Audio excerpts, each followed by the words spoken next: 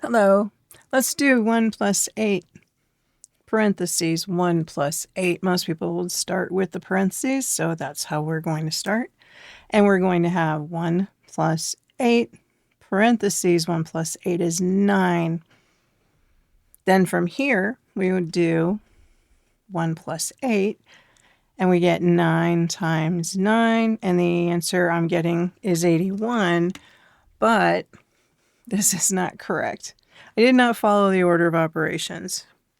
So let's review that and then I'll redo it. Parentheses, exponents, multiply and divide in order from left to right.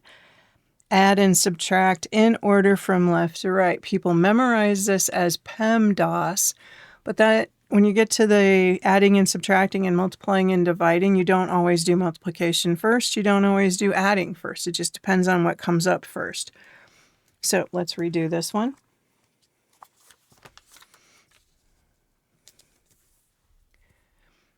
Actually, I'm going to start with the parentheses first because you are supposed to start with the parentheses first. So we have 1 plus 8 times 9. Now, that might be something you missed. 8 next to parentheses like this means multiplication. So I have to do this next.